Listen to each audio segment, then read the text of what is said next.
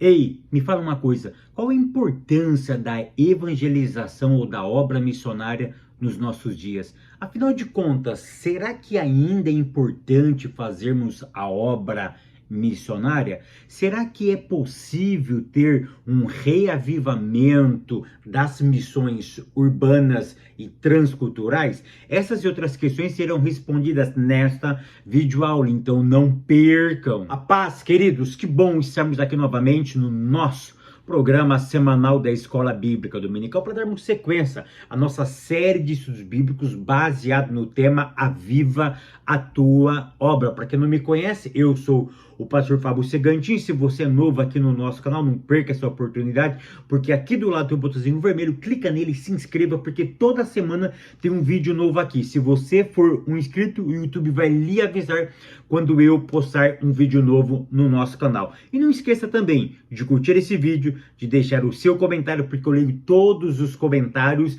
e também não esqueça de compartilhar, porque isso é muito importante para nós. Vamos lá, lição de número 11, que tem como título o avivamento e a missão da igreja. E a leitura bíblica em classe se encontra no Evangelho de Marcos, capítulo 16, do verso 4, do verso 14 até o verso de número 20, que nós vamos falar um pouquinho aqui nessa aula. Hoje nós vamos falar sobre a importância da missão dentro da igreja, ou seja, aquele termo antigo que nós usávamos sobre a obra missionária.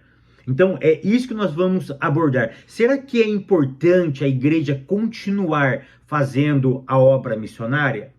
Será que eu preciso ainda como igreja fazer missão, enviar missionários? É essa a ideia que nós vamos abordar. Tópico primeiro, o avivamento após a ressurreição de Cristo. Então, olha o panorama que nós vamos entrar para nós responder todas essas questões. Vamos lá no período bíblico, no período de Jesus. Jesus morre, os seus discípulos ficam tristes, ficam angustiados, ficam sem perspectiva. Agora é sábado, eles estão escondidos dentro das suas casas, nas reuniões secretas, está aquele embranhamento de discípulos tristes e chorando e se lamentando pela morte do mestre. Agora é domingo de manhã, Maria Madalena, Marcos diz que Maria Madalena tem um encontro pessoal com Cristo, ela fala isso para os discípulos e os discípulos não acreditam. Ou seja, nenhum discípulo acreditou naquilo que Maria Madalena estava falando. Aqui nós estamos no ponto 1, o desânimo dos discípulos. Olha o que diz Marcos, capítulo 16, a partir do verso de número 9. Aqui eu quero extrair uma grande lição para vocês. Capítulo 16, verso 9. Havendo ele ressuscitado de manhã, cedo, no primeiro dia da semana, apareceu primeiro a Maria Madalena, da qual expelira 7 demônios, e partindo ela, foi anunciá-lo àqueles que, tendo sido companheiros de Jesus. De quem ela está se referindo? Aos discípulos. E olha a situação que eles se encontravam. Se achavam tristes e choravam. Estes, ouvindo que ele vivia e que fora vista por ela, não acreditaram. A primeira lição que eu aprendo, simples, clara e objetiva: a tristeza pode ofuscar o brilho da verdade. Porque o que essa mulher estava carregando era uma verdade. Mas é tão interessante que antes o autor, o evangelista, dá um adendo. O que ele fala? Que esses homens estavam tristes e choravam. Por quê? Pela morte do mestre. Então, olha que interessante, a tristeza, o fato que eles tinham visto Jesus sendo morto, era muito maior do que a crença, do que o que essa mulher trazia.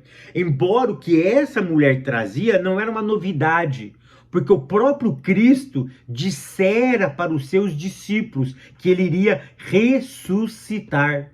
Mas eles não acreditaram quando isso estava acontecendo. Por quê? Porque eles não viram. o que eles viram foi muito mais forte do que aquilo que eles não viram. Qual é a moral da história? Eles não estavam andando por promessa, eles estavam andando por fatos. Então, olha que interessante, eles viram Cristo morrer. A promessa passa a ser irrelevante. Por quê? Porque eles estavam tristes e choravam. Ou seja, então, quando eu ando triste, a tristeza ofusca o brilho da verdade. Ponto 2. A aparição de Jesus aos discípulos. Agora Jesus aparece aos seus discípulos. Jesus aparece para Maria Madalena. Depois, o verso 12 diz que Jesus aparece para 2 discípulos que nós vamos aprender lá no Evangelho de Lucas, que é os discípulos que estavam caminhando para a cidade de Emaús. E depois, a partir do verso 14, olha o que diz Marcos no verso 14. Finalmente, ou seja, ele apareceu para várias pessoas. Finalmente, era como se o evangelista dissesse: poxa, agora o Senhor vai se revelar para os seus discípulos. Finalmente apareceu Jesus aos 11. E quando ele aparece aos 11, ele traz uma repreensão, chamando eles de incrédulos. Marcos, quando Cristo aparece para os discípulos, na visão de Marcos, Jesus os repreende. Olha na visão de Lucas, no relato de Lucas, Jesus repreende, mas ele humaniza. Como ele humaniza? Ele chega, os discípulos também não acreditam, ele mostra as suas feridas, eles não acreditam. Jesus diz o seguinte: olha, me dá um pedaço de pão aí, o que vocês têm para comer? Tem pão, tem peixe? Me dá aqui que eu vou comer. Ou seja, porque o evangelista Lucas, ele é o evangelho do humano, onde Cristo se torna humano. Ou seja, é muito próximo do ser humano. É por isso que ele pede algo para comer. Marcos não. Marcos, por ser um homem rápido, um homem que escreve para os romanos, que estão sempre em atividade, ele repreende e já dá uma ordem. Por quê? Porque ele está escrevendo para os romanos. Os romanos têm a ideia de militar, sempre de receber ordem. Repreende e deu ordem. Repreende e dá uma ordem. Lucas é diferente. Repreende e humaniza. É muito interessante isso daí, tá? E Jesus, então, chega, repreende eles. Lucas diz que ele se humaniza. Marcos diz que dá uma missão, dá uma ordem. Qual era essa ordem? Ide e pregai o evangelho. Agora entramos no ponto 3, o avivamento após a ressurreição. Então Jesus dá a ordem, qual? Ide e prega o meu evangelho. A minha pergunta é: será que eu tenho que sair do meu convívio para pregar o evangelho em outro lugar? Será que realmente só cumpre esse mandato quem larga o seu emprego, quem larga a sua faculdade, quem larga a sua casa, para ir para outro canto pregar o evangelho? Essa é uma das formas de interpretar. Mas eu quero dar uma outra interpretação para esse texto. Não é uma ordem imperativa. Jesus talvez estava dizendo uma outra coisa. Jesus estava dizendo para os seus discípulos o seguinte: olha, enquanto, na verdade ele queria dizer o seguinte: indo, pregue a minha palavra. Ou seja, enquanto vocês estão caminhando, enquanto vocês se locomovem, enquanto vocês vivem, enquanto vocês trabalham, enquanto vocês estudam, enquanto vocês fazem as atividades da vida, não esqueça de pregar a minha palavra. A ideia aqui é, na atividade da vida, que vocês nunca vão parar. Na atividade da vida, enquanto vocês estão se locomovendo, trabalhando, estudando, comprando, negociando, sempre no gerúndio, fazendo alguma coisa, não esqueça de pregar a minha palavra enquanto vocês vivem, enquanto vão vivendo, vão pregando.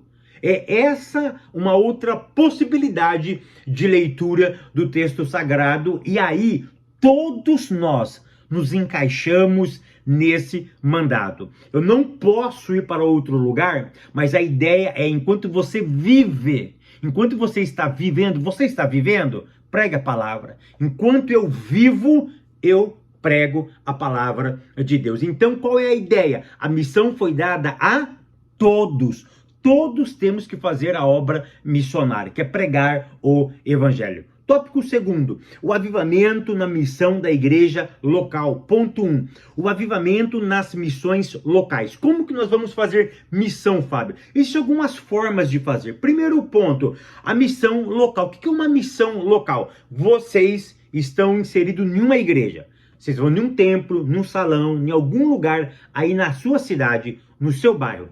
Você está no bairro X. Qual é a primeira ideia? A sua igreja, a sua comunidade é relevante para esse bairro? As pessoas que moram aí percebem o poder da sua comunidade, da sua igreja local?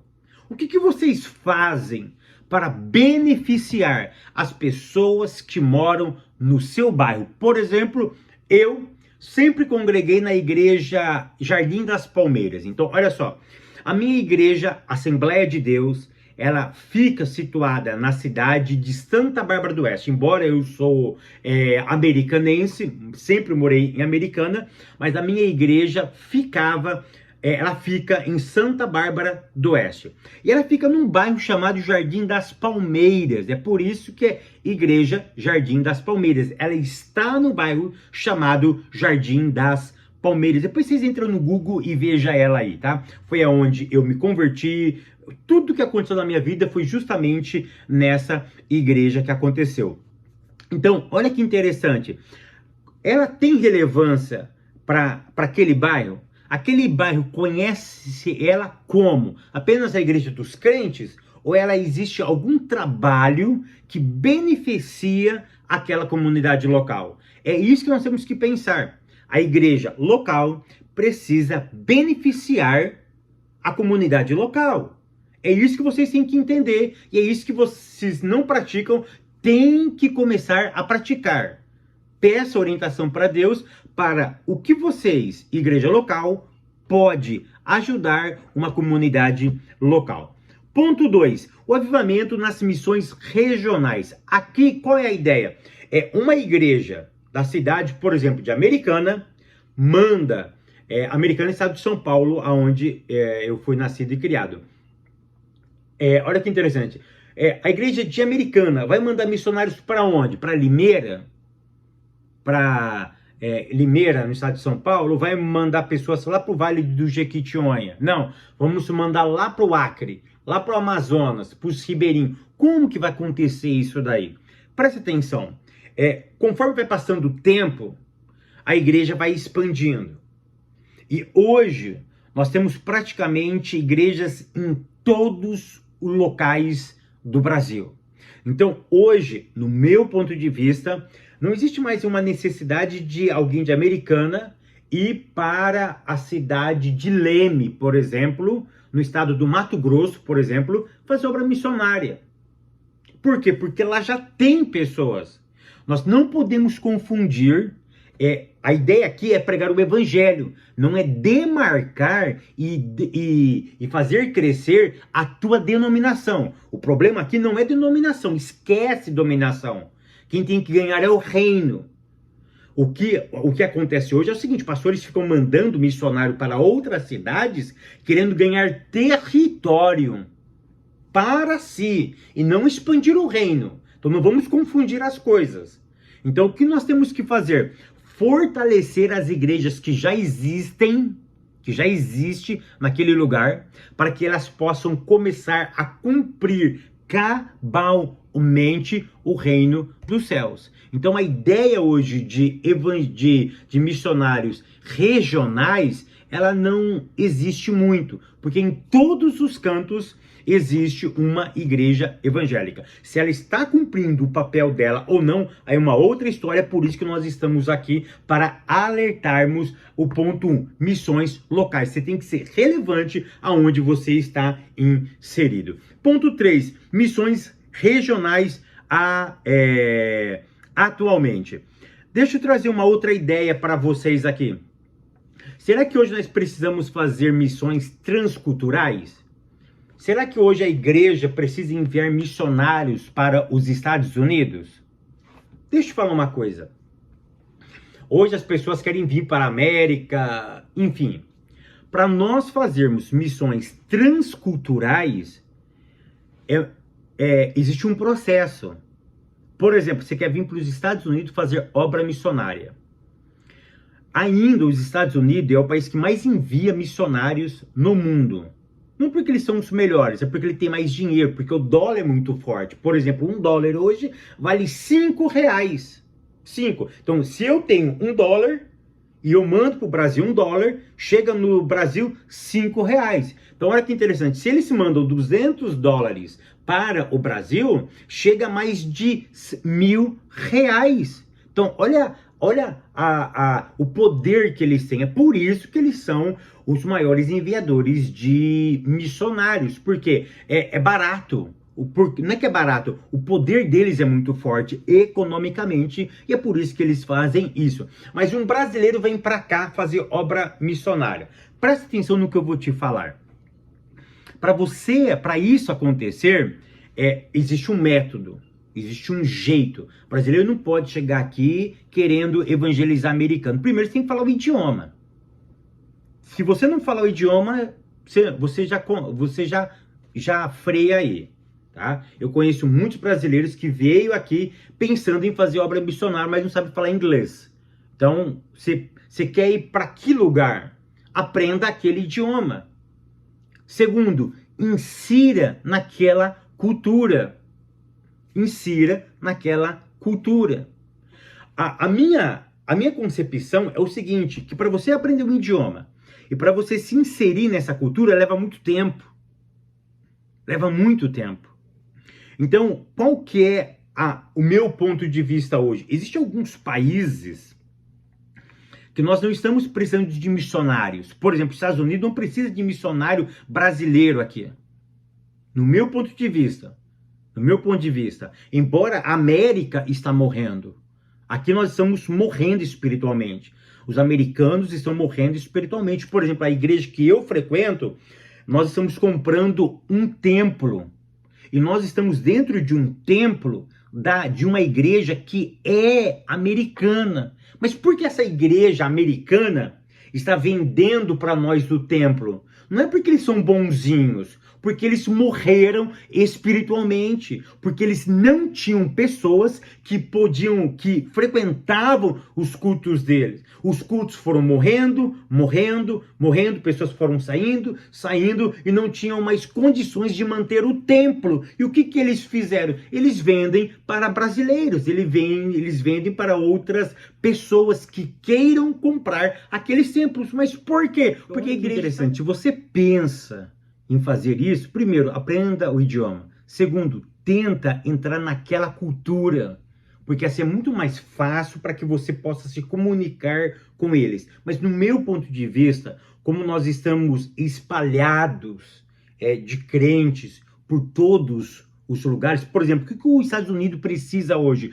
De um reavivamento urgente. É isso que eles estão precisando. Igrejas precisam ser reavivadas. E como isso vai acontecer? Através da oração. Então, no meu ponto de vista, nós não precisamos enviar brasileiros para cá.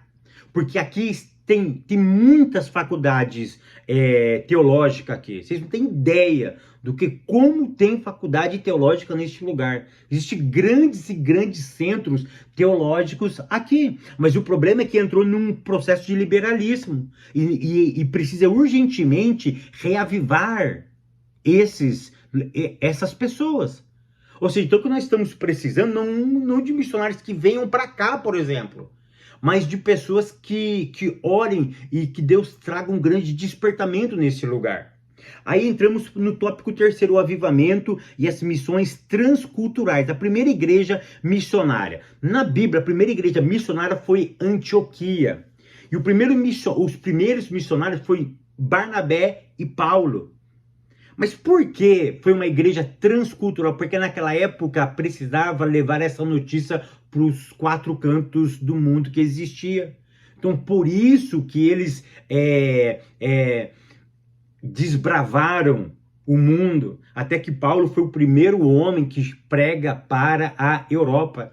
Se a Europa é cristã ou já foi cristã, é graças a Paulo, primeiro missionário, quando aquele moço, naquela visão, diz: olha, passa-nos e nos ajude. E aí ele passa, ele chega ali na Espanha e prega a palavra de Deus. Mas o que eu quero que você entenda é o seguinte, que, por exemplo, a Europa hoje, a Europa deixou de ser cristã.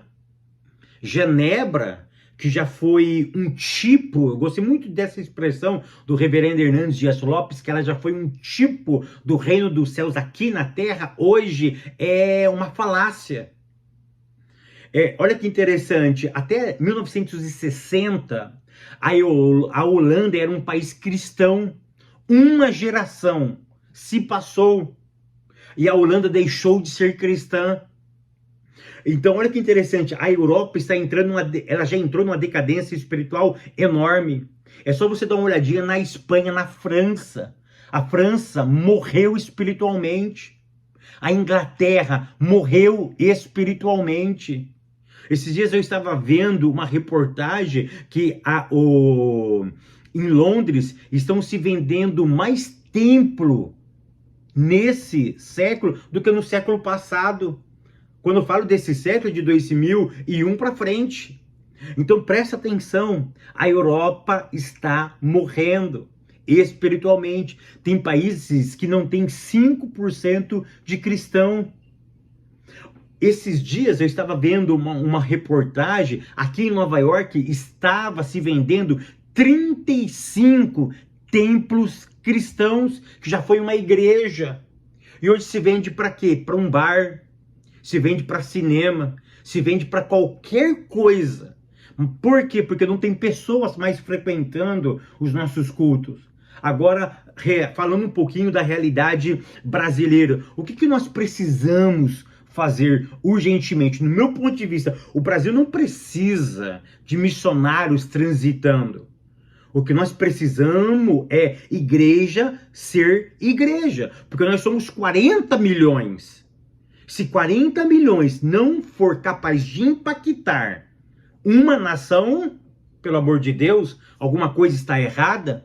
Será que um paulista tem que ir lá em Tocantins pregar o evangelho? Será que aí em Tocantins não tem pessoas que têm a sensibilidade de cumprir esse mandamento?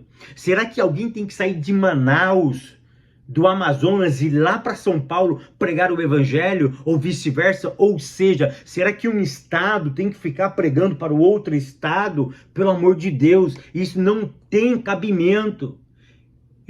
Eu posso chamar isso de uma coisa, briga de poder, menos evangelho. Mas voltando aqui, que é o foco aqui, é o reino, é o evangelho, nós precisamos despertar como igreja local. A igreja local precisa ser impactante aonde ela está. E aí eu entro no ponto de número 3, clamor pelo avivamento espiritual. Qual é o conselho que eu pego da palavra de Deus? Para termos missionários em todos os cantos do mundo. Tem país, sim, que precisa de missionários. Porque é muito mais barato, presta atenção no que eu vou te dizer, é muito mais barato e muito mais cômodo a igreja brasileira, a tua igreja, descobrir um crente no Iraque e você financiar ele. Porque ele já é da cultura, ele já fala aquele idioma e ele já está ali. É muito mais fácil, então, nós pegarmos pessoas que estão naquele lugar, potencializar eles, sustentá-lo, para que a mente dele fique somente focada nesse chamado e que ele possa ser um apregoador do reino de Deus naquele lugar. Eu não estou desincentivando ninguém a fazer a obra de Deus, pelo contrário.